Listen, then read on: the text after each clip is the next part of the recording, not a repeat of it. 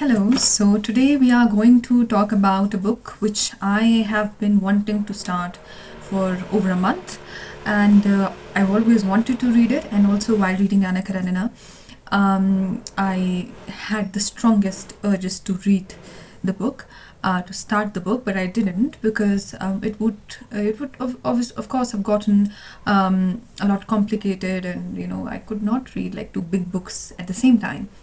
So now that I have completed Anna Karenina, I have officially started War and Peace. I'm very excited, of course.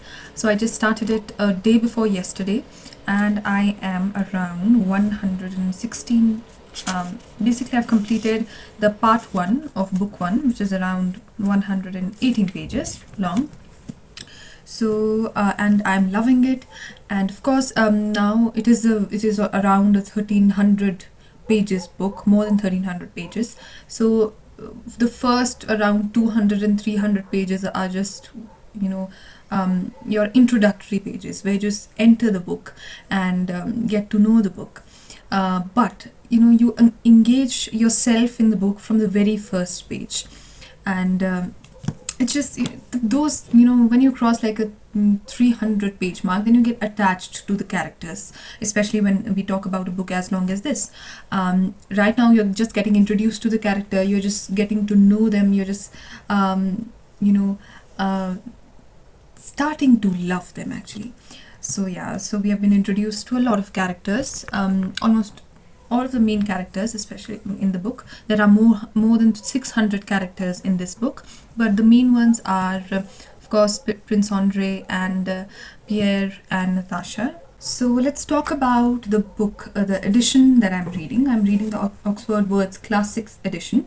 It is translated by Louise and Armour Maud. So before picking up this edition, I had already bought it. But after that, I was a little tempted. I was a little worried if I would not like the edition, the translation, because for Anna Karenina, I read the Rigid Pivia and Larissa Vlkodski's translation. It was really wonderful. I could really, while reading the text, I could really see Tolstoy writing it and sometimes smiling and with his pen in his study, all of that. But that's why I was a little scared. What if I don't like it as much? And then I thought to give it a try, to read a few pages. But reading a couple of pages, I've just finished part 1 and I'm loving it. And I think when I reread, firstly I have to read the whole book. But when I reread it, I will definitely look out for different translations. Rigid Pivia and Larissa Vlkodski, they translate amazing. I love their translations. And so yeah, that was one thing that worried me. But I think now it all doesn't matter. It's so beautiful. The text itself is so beautiful. The translation is also beautiful. So as I was saying that I have actually started note taking, although I've just written, I've named it page. War and Peace Diary. So here I've just written the edition of the book that I'm reading, and why am I reading War and Peace? That was a big question. Actually, I watched this YouTube video where they were readers, so they were talking about note taking for fiction reading, and that was, I think, something which fascinated me, which I wanted to do. With Anna Karenina, it was more sort of it was a reading pleasure, and I did not even use those sticky post-it tabs until much later, when I wanted to savor some things, some experiences, some beautiful prose. So then I started using the sticky tabs, and Anna Karenina, I feel, is that sort of a book where you can't just understand it. Any book, to be general, any book, you can't understand it, especially classics, on the first read. You have to dive deeper, you have to reread it again and again. And even now I feel that there's this compulsion to reread Anna Karenina, because I feel it is, it is not, you finish a book and then you think that it is finished. But with that book, I feel that there's more to it, there's more that I can take from it, there's more that I can give to it. So I'll surely be rereading that. But for War and Peace, especially, we sort of know the themes, which is war and peace. There is theater, and fate, destiny. So a lot of things, a lot of tabs I'm keeping here. So but first we'll talk about these tabs as well, my annotating process. But first we have to talk about why am I reading War and Peace. I've actually written it down. I'll just read it out. To know what life is. As a young person, I have not any experiences to compare or reflect on while I read the book. In this first reading, therefore, I just wanted to dive into the life, the realism the book contains. It has been described as the great book of life and even life itself. In the introduction, the observations of Tolstoy's biographer A.N. Wilson's are mentioned, and that effect of this epic, that description of this epic, could tempt anyone to pick the book up and start living and witnessing the reality the words present, more real than life itself. Compelled by such tempting factors, I cannot help but start reading the book, despite the fact that the size of the book and the time constraints I might face. I find myself more fit than ever to start this parallel life in living, with the complete faith that this journey, these words, are going to overpower all the concerns. It was really great to write it down, and also, as I said, there was a certain description of the book mentioned in the introduction, which were basically the observations of Tolstoy's biographer T.N. Wilson. I would just like to read out a few things from the introduction itself. So, the introduction starts with a trigger warning that readers unfamiliar with the plot may prefer to treat the introduction as an afterword. But I skimmed through the introduction and I read quite a bit of it, and I skipped the parts where there might be any spoilers. The introduction starts with, "Here is the greatest novel ever written. So major novelists of the past 2 centuries, from Ivan Turgenev," God, I pronounced it wrong, but that's okay, to Virginia Woolf, hailed Leo Tolstoy's masterpiece, War and Peace. Yet Tolstoy himself saw it differently. "It's not a novel," he wrote.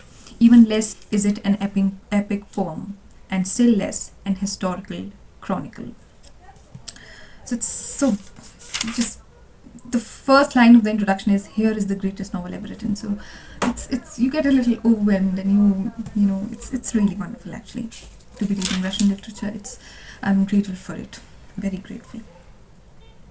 So I just pointed out, I just marked a line over here.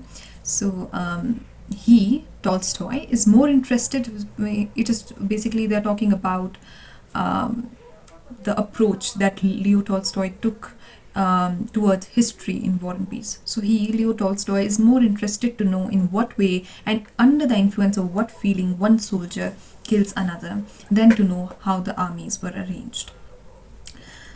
So the introduction itself is so beautiful. So another, as I said, there was the little excerpt which talked about the appreciation for the book and experiences of different people with the book. So I'll read the whole portion out. "It is precisely the synoptic vastness and complexity of Tolstoy's work that allows for an assessment like Virginia Woolf's. If you think of the novels which seem to you great novels, you think of all sort of things.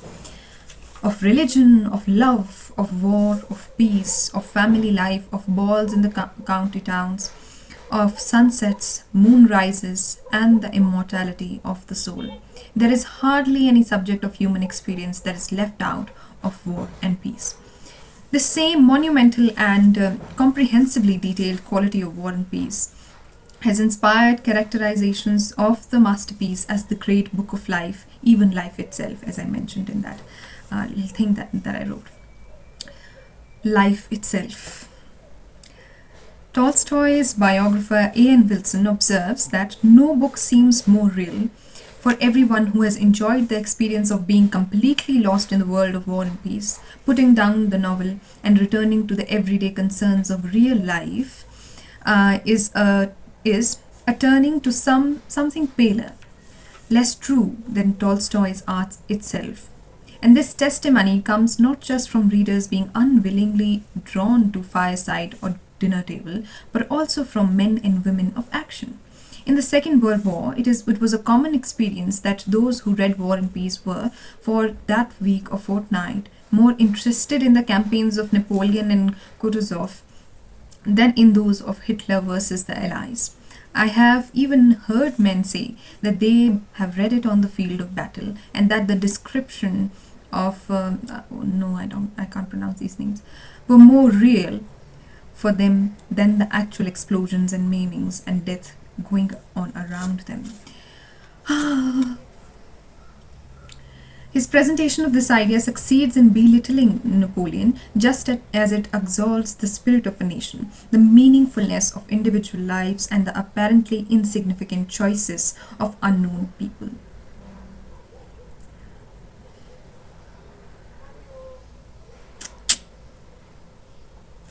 It's so beautiful.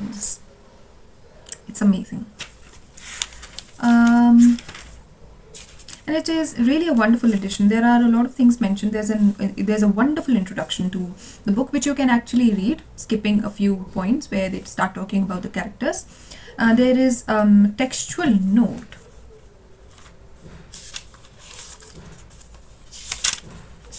I have it myself.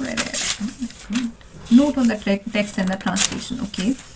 And then there is the bibliography, and then there is the chronology. There's list of characters, because there are more than 600 characters. So basically there is a list of principal characters, and the guide to pronunciation, and also the historical characters in War and Peace, the real characters.